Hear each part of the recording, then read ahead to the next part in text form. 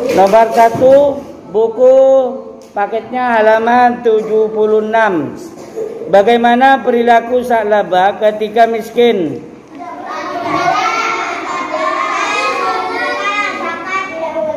Ya, ketika miskin Sa'labah rajin ibadah, rajin sholat berjamaah di masjid bersama Rasulullah.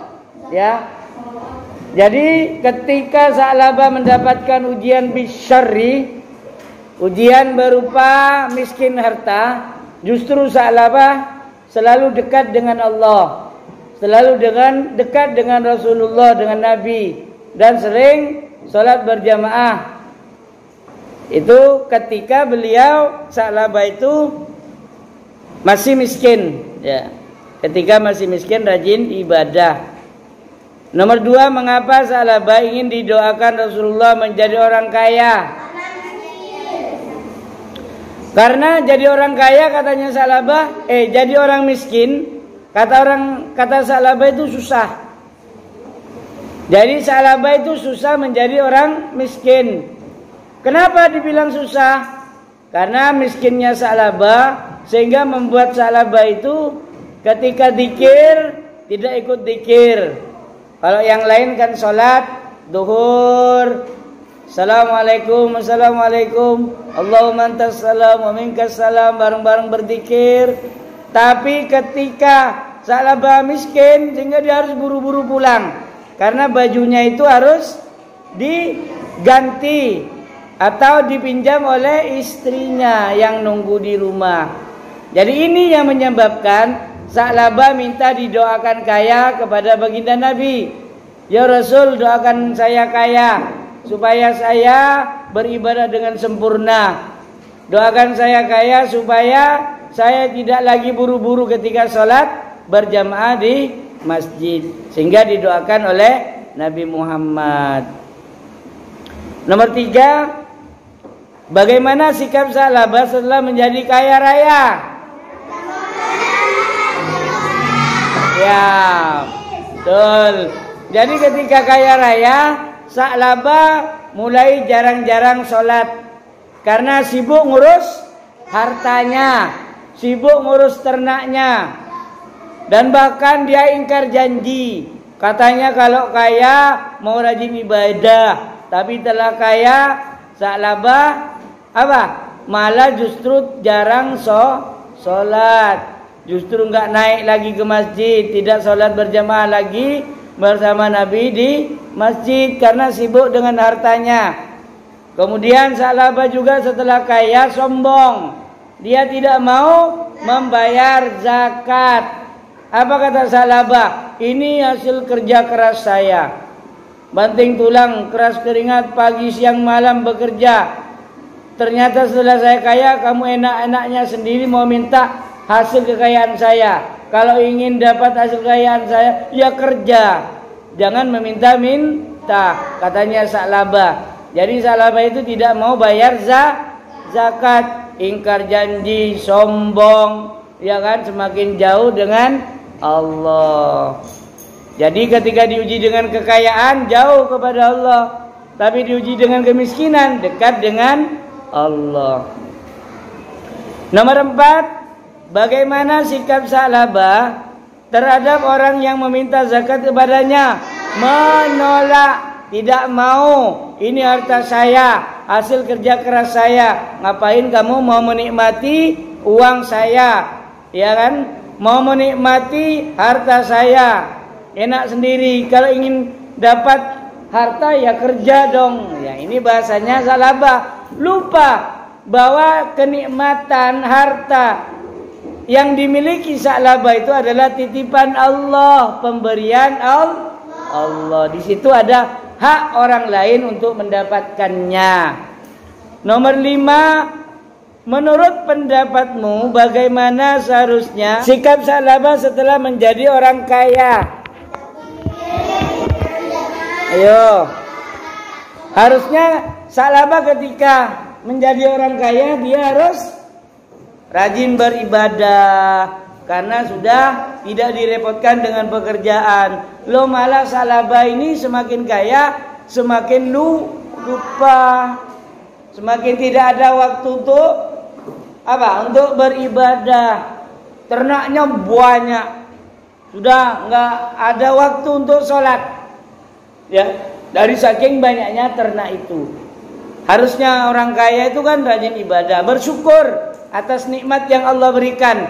Bagaimana mensyukuri nikmat Allah? Berupa harta seperti yang dimiliki Sa'labah. Harusnya Sa'labah itu banyak berinfak, banyak bersedekah, dan juga zakat malnya dikeluarkan kepada orang yang berhak untuk mendapatkan zakat, diberikan. Ya, jadi itu bentuk rasa syukur, bentuk rasa syukur yang harusnya Sa'labah lakukan. Rajin ibadah, semakin berzikir, semakin banyak melakukan perbuatan yang bermanfaat, kegiatan-kegiatan sosial. Jadi hartanya itu digunakan untuk beribadah, hartanya digunakan di jalan Allah, hartanya bukan untuk berfoya-foya dan ditumpuk. Untuk apa harta ditumpuk? Mati tidak bawa harta, tapi harta yuk kita gunakan untuk kepentingan bersama, untuk kepentingan umat, untuk kepentingan agama, syiar Islam. Karena harta yang kita miliki, kalau kita belanjakan sendiri, maka itu tidak akan kembali kepada kita di akhirat nanti. Harta yang kembali kepada kita di akhirat nanti menjadi tabungan, yaitu harta yang diberikan kepada orang lain, harta yang dizakatkan, harta yang diinfakkan, harta yang disedekahkan, dan juga harta yang digunakan untuk berjuang di jalan Allah. Itu yang akan kembali kepada kita setelah kita akan meninggal dunia. Setelah kita meninggal dunia di akhirat nanti akan kembali. Itu ya. Itu harusnya yang dilakukan oleh orang kaya seperti Sa'labah. Kemudian nomor 6. Nomor 6, hikmah apa yang dapat diambil dari kisah Sa'labah?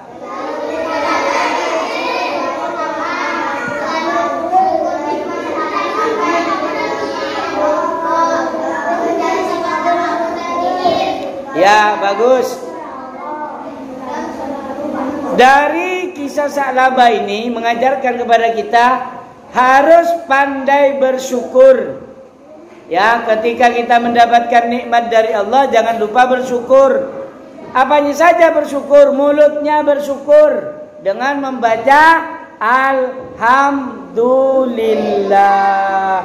Kemudian gerakannya bersyukur, sikapnya bersyukur. Apa? Digunakan sholat, kesehatan digunakan sholat, hartanya digunakan untuk kegiatan-kegiatan keagamaan, kegiatan sosial, kegiatan di jalan Allah. Itu namanya bersyukur dalam tindakan. Ada juga bersyukur dengan hati, meyakini, ini yang penting, meyakini bahwa semua yang Allah berikan kepada kita itu merupakan nikmat yang harus kita syukuri. Semua kesenangan, kesuksesan yang kita miliki adalah pemberian Allah, bukan semata-mata karena kerja keras kita. Sa'labah itu menyangka, ya, lupa bahwa Sa'labah itu apa yang dilakukan itu bukan karena Allah. Jadi kayanya itu karena kehebatannya Sa'labah.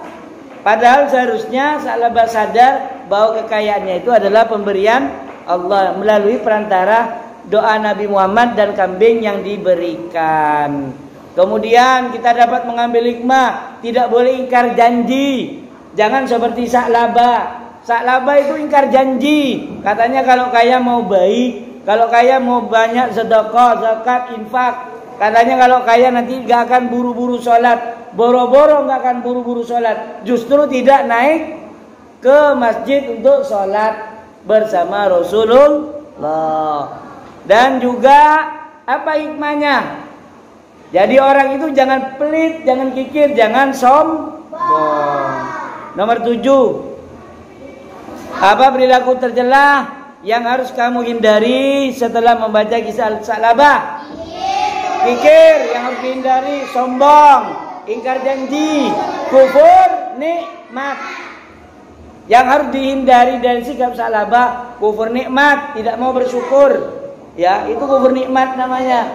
Kemudian sombong, ingkar janji, itulah sa'labah yang harus dihindari. Nomor 8, apa akibatnya jika kalian berperilaku seperti sa'labah? Akan mendapatkan laknat Allah. Apalagi? Menyesal. Apalagi? Tidak akan mendapatkan berkah dari apa yang kita miliki. Apalagi? Apa? Akan mendapatkan musibah di dunia, lebih-lebih akan musibah di akhirat. Apalagi kalau kita bersikap seperti sa'labah, dijauhi orang lain, dijauhi teman, dicemooh, jadi sampah masyarakat karena suka berbohong, karena suka sombong. Ya, ini akibat bagi orang yang bersifat seperti sa'labah, sombong, kikir, pelit, tidak mau tidak mau mensyukuri nikmat Allah, dan juga kufur nikmat yang dimaksud itu. Dan juga apa lagi? Sa'labah itu ingkar janji, bohong, kikir, ya, sok paling baik, sok paling kaya, sok yang lain. Makanya ini yang harus hindari dari sikap sa'labah.